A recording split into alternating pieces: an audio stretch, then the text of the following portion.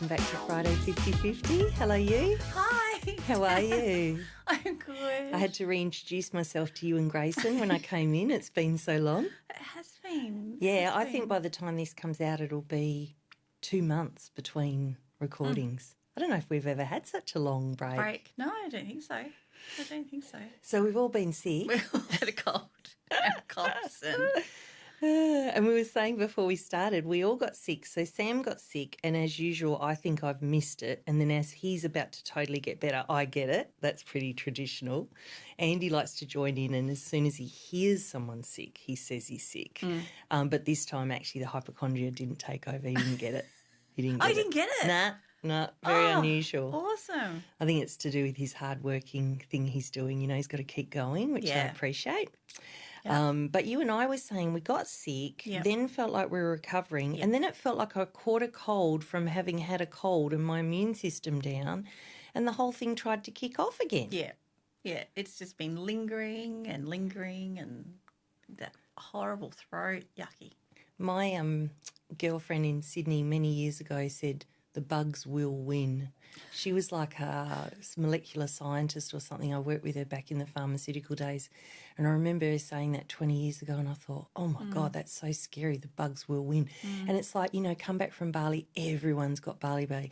Everyone's got a cold at the moment or a version of it. My friend had COVID, suffered horribly. Oh, no. We're all trying to be good and get our flu jabs and stuff. And then the cold's like, well, I'm not the flu. Yeah. You're not getting rid of me. Yeah. I felt like, because I had all my shots, I thought I probably would have been sicker. Let's go with that. Yeah. Let's go with that. I like to find the silver lining. I probably would have been sicker. Wonderful. I'd completely agree. It's like when my friend had COVID and suffered horribly, and I thought, well, I got my next booster and maybe it's protected me. It's nice saying nice things to ourselves, isn't it? I've done the right thing there. Right. That's right. Self-supportive. Today I was saying to you that we're off to Shark Bay for maybe 3 or 4 days. Andy got in trouble because I had in the calendar SB, don't book. That was Shark Bay, don't book, right? But Andy's taught me I have to ask him before I organise stuff. So I hadn't got the opportunity, the right mood, everything to say, can we go to Shark Bay? Because, of course, we're meant to be moving house as well. Yes. But I put in there SB, don't book. Then this appointment shows up today and I'm like, excuse me, what's that appointment? And he goes, oh, it's a work thing. And I said, oh, it's movable, right? And he goes, no. And I go, oh, it said SB, don't book. And he goes, oh, yeah, I didn't know what that was. And I was like, you want me to talk to you about everything. You want me to check in with you. You can't just pop something in the calendar when I've tried to follow your rules. Anyway, it was secretly quite satisfying to not be the one in the wrong. But, yeah, so we're literally leaving for Geraldton today at 2:00 and we'll get there after dark. And then tomorrow we go up to Shark Bay I want to go via Kalbarri because why not? Yeah. And we're going to Shark Bay because we went to Bali to see the dolphins. Yes. Where, of course, you can literally have them in your lap. Found out that's not good for the dolphins, surprisingly. Right. So didn't go and see them in Bali. Yeah. So now we're going to go and see them at Monkey Maya. Yes. And because we do look after animals here, they'll be 200 metres away and we won't be allowed anywhere near them. Yes. We'll be lucky to see a blowhole. No, you'll see It's them. really like, you know, we will see them, but not the same as having them in your lap, you know. Oh, but it was so nice and warm up there, though. That'd be Well, great. I was really excited, and the average temperature 22, 23. Oh, really? I thought it'd be warmer. I don't think it's far north enough because I thought the same thing. I thought, sweet, we'll go up to the balmy. Yeah. No, hopefully it'll be sunny. We'll go So with that. 3 days up there. Yeah, I think we do Geraldton tonight and then another 3. There's not a lot in between. No, I love a trip north. When I had the pharmaceutical car, we had free petrol and there was no thing about where you're allowed to drive it. Yeah. So I drove it up to Broome one time. I drove it, and it was a big, beautiful new Holden, right? In those days, big Commodore. Yeah. Drove it to Broome, drove it to Exmouth, decided to come back down towards Coral Bay through Yardie Creek. Yardie Creek is normally dry and it's a four-wheel drive track and people in four-wheel drives go on Yardie Creek, right? I took the Commodore and Yardie Creek was flooded. And there was me and another person on the other side of the creek going, you go first, right? Anyway, off I go. My dad had taught me don't go on the sides, that's where it's soft, go in the middle because that's where the water has pooled, therefore the ground is harder, right? Off I go. The water is coming up over the bonnet, and I'm like, I'm going to kill this car. Yeah. And it's going to be very hard to explain what's happened. Anyway, I was telling that story not long ago with some mechanics, and they were like, the fact, like the way that engine worked and the way the water was around the engine, they said it's a miracle you didn't cook it. I didn't realise how lucky I'd been. We took a four-wheel drive when I was really young with one of my girlfriends, her family four-wheel drive, went down to Esperance and the Salt Lakes down there and everything, drove along the beach, had the time of our lives, got home, didn't realise the salt water had got in and was all over the engine and was starting to corrode. Oh, corrode. Of this big, very expensive four-wheel drive. Wasn't really welcome there for a while after that. Anyway, so the driving adventure is going to be fun with you then. Well, yeah. Yeah. I tend to have big car crashes, hurt the car. But, yeah, hopefully not today. So we thought we'd do 2 steps because it's a long way away. It's about 8 or 9 hours to Shark Bay. So because of Andy's mistake, we'll do Geraldton tonight and then the rest of the way tomorrow, which is quite good because now I can see Kalbarri, stay at Geraldton. There's actually a nice restaurant on top of one of the hotels there we can go to. Don't they have that new Skybridge thing there at Kalbarri? At Kalbarri, yeah. Yeah, I haven't seen that. Yeah, I thought could we do that? I don't know how far away it is from everything. From Kalbarri, I don't know. The national park isn't far. It's like this glass thing, isn't it? You walk out over the gorge. Yeah. Like that. Yeah, we might as well see if we can tuck that into the adventure. You're inspiring to go away. Did you go away yet? No. I was meant to be planning your trip. I find we put our calendars together the other day and figured out there's like 4 days that we can go away. So I'll send that to you so you can tell me what I can achieve in 4 days. You tell me where you want to go, like which destination, and then I'll play with where you can stay and what you can do. Yes, thanks. Oh, yeah, very happy to. I really like that. I'm a travel agent for friends and family. No one else but friends and family. I love it. Holidays, house. Moving house. Yeah, moving house. It's been huge. It's the longest story ever. We're still not in, but... what have you been doing? Well... It's been... Months. How many... Months. I'll tell you what we've been doing. Andy's been working and then I have been a good girl because I've had my lovely mother come and help me and we have packed up a lot of stuff. But remember, we're doing this move, no joke, like we're not taking any crap. Right. So every time you go to clean out a cupboard or clean it, it's do we want it or not? Oh, so you're doing a proper declutter. Really and proper. Purge. Yeah, that's really good. That's proper. Smart. That's smart. Then you have these boxes hanging around at the new house for 5 years in the shed. Yeah, and why did we even bring that? May as well take a bit of time. Wow. Yeah. I mean, so you're still in the old place? Still in the old place, but we have had some improvements in the new place. So we've ordered and a lounge is on its way. Ooh. Yes, that took a lot of effort. We're very excited. It's zero gravity. Yeah. So they are so cool. Oh, you've been on a zero gravity? I have. And I was like, I don't care how much this costs. I really want one. I know. And, it was my husband at the time that went, It's so right. So, you know when you get a recliner and you think, oh, this is the nicest chair I've ever been on, then you go on zero gravity and it reclines like that shit, man. I'm not getting a recliner. I know. Because it puts your feet above your heart. And therefore something happens and you feel like you're floating. Every tension comes out. Plus, just releases. I rationalised, I'm sure it's good for you, good for blood flow, circulation. Add years to your life. Yeah. Thank you, Danielle. I completely agree. I'm so excited to come to your house and I know, try it. It's beautiful too. It's really nice. So that's ordered. It'll only take 13, 14 weeks to arrive because that's how they roll. Yeah. And now I'm in a very serious discussion with myself around the dining room and what those chairs look like and all the rest. We've ordered, and it just arrived yesterday, our koala bed. One of those bed in a box jobbies. Yeah. Andy let me get the luxe version, even though he only wanted the plus, but I wanted the next level. The delivery guy was so funny because of our famous driveway. I said, don't bring the van up. Anyway, I thought he'd say, good luck to you and just give it to us at the bottom. But he said, I'll help. So he and Andy were dragging these 2 boxes up the driveway. Oh, my God. Anyway, and Sam and I had one mattress cover each, still puffing, going up the driveway with our little 2 boxes, and they're dragging these. Yes, your driveway is like vertical. Yeah, it's vertical. So, so it's all happening. It is getting there. As I look around the house, there's so many clear drawers and cupboards. I want to take the win. Yes. We've got friends who actually are going to Europe, and we were out with them the other night, and I said to them, right, when you get back, we're going to have the housewarming. So that gives me my deadline, and my deadline is the end of August.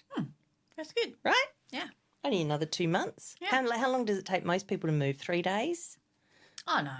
Well, it depends. Depends how you're doing it, and whether the removalists are going. Yeah, and if you're going from a smaller to a bigger house or a bigger to a smaller house. And True. Stuff like that, yeah. True. So anyway, that's all good. Have you had a lot of repair work or any renovations done? Or well, tradies go, nah. So when I try and get tradies to come, they come down to the bottom. That settled that It's for so you. easy. It saved me a fortune. I tried to get new roller doors at the front. The guy came and went, nah. He goes, it's a lovely joint. My wife would say it's got juju, good juju, something like that. Love it. Nah, we're not doing it. And that's been pretty much the response from anything I've attempted. The most exciting thing is when you turn on a light and you don't know which light it belongs to, because something either 50 metres away turns on or the button you've pressed doesn't turn on. So there's obviously something going on there. The fans, I think, are as old as the house, and as you turn them on, they make that whirring noise, and a slight amount of smoke and burning smell comes out of the switch. So we're going to fix that. I think we've got a happy electrician in our future. And then Andy, on our exciting driveway, was driving his dad's big car and ran over our water mains. So we got to meet the bottom neighbours because our water was flooding their house. Yeah, luckily it only got to their garden before they came running up and said to Andy, your mains have... Slowing down the hill. Yeah. And gathering speed too. Oh, yeah. Jeez, yeah. So exciting. Oh, it's exciting. So it's probably going to have a few adventures, that house. But the good news is it's been there a long time. It's fundamentally sound. We've tested it for termites and asbestos. Neither of those things are present. So let's say it'll all be good, right? It's really beautiful. It is beautiful. It is beautiful. Yeah, I'm looking forward to having the house. Of course, you'll be invited. You'll be invited too, Grayson, and the family, if you want to come. Very much beautiful amongst the trees. Yeah. That's where Lockie and I have been doing our coaching, and he's a very big supporter of my house. Oh, great. Yeah. Oh, he's been coming to you. Yeah, awesome. Yeah, he always comes to his coachees, but because our house is bedlam and often Andy or Sam is there, I said, let's go and use the new house. Yes. So we sit out on the front balcony of the new house with us both going, this is awesome, isn't it? And he's been a great promoter of my house because he thinks it's fantastic. Yep. And doing our big work, that's still been going on. Yep. Which has been really amazing, but no joke, man. I was trying to see if I had any of my poems or anything for today, and there was one thing I thought that matches what I'm doing at the moment. Yes. So Lockie's very proud of me for the work I've been doing, and that's a very nice thing to have such an awesome person proud of me. Yeah. The thing that he's most proud of is that won't run away from stuff, right? Yes. So this thing said, a person's capacity for growth is directly proportional to the amount of truth they can accept about themselves without running away. Amen. Testify. Right? So a person's capacity for growth is directly proportional to the amount of truth they can accept about themselves without running away. And for me, it is that for sure, because it's shocking sometimes to see what's going on. But the other thing is, because of the way Lockie works with emotions, getting down to physical sensations, what emotions come up, how does that connect to a memory. Peter Crone, that I've mentioned here before, has a very similar approach. If you take away all the noise and all the story and everything else, the healing comes from getting in touch with what emotion was there, right? So the other day, Lockie and I did one of our healings, and I've done some work with very close people with me. The first one was wonderful. I talked about it here, and it didn't take much to get there. It was just sort of one moment of revelation. So then I thought, right, this will be great. I'll do it with someone else, right? And the other person I started doing it with, there was a lot more complexity to the story, and it was a lot harder to shift. And I'm largely through it, but I can feel it still working its way through my system, right? But wonderful, and the opportunity of both is quite extraordinary and unusual. Anyway, the other day when we met, were looking more at myself and my reaction to myself. And this thing that it said directly proportional to their willingness to look at themselves, there was definitely an element of that.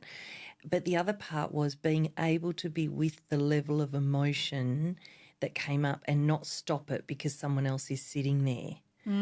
So I got extremely upset and really, really cried, like sobbed. Yep. And it was what needed to happen to shift that particular thing. So I don't know why I feel free to talk about this today, but I will, and then we'll see if we keep it. But one of the things I got in that session that was making me cry so much, and the beauty of afterwards, was really, really getting in touch with what we've talked about here before, like the sort of that I am only loved if I'm of service, right? I'm only loved if I'm of service. If I'm just me, well, what's to love about that? Yeah.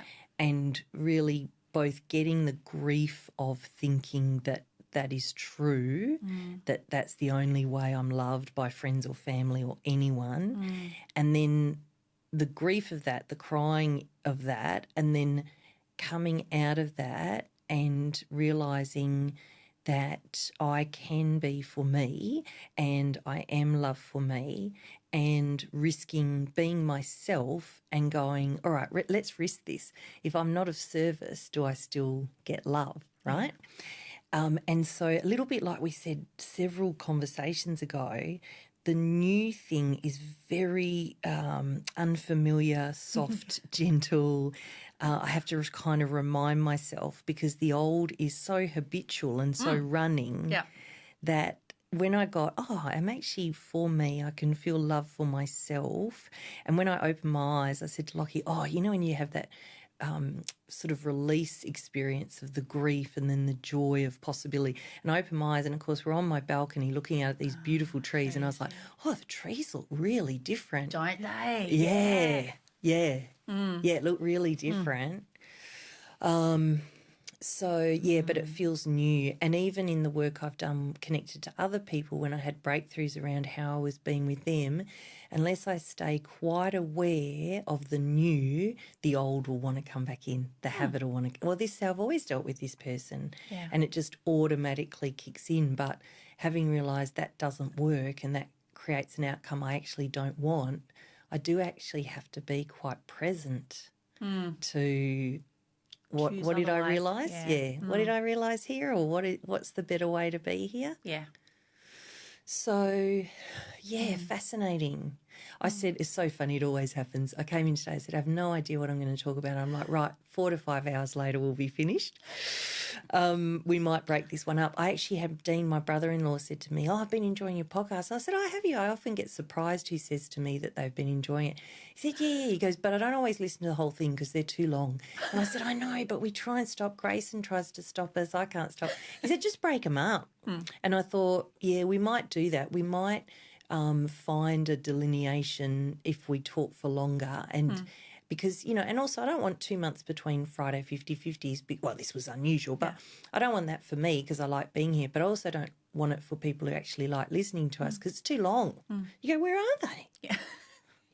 Other people are like, who? But they're like, where are they? So we've got to look after the where are they people. Yeah. I wonder if we can break this into two. Do you reckon we can break this one? That was a very non-committal shrug. Grayson just went like this.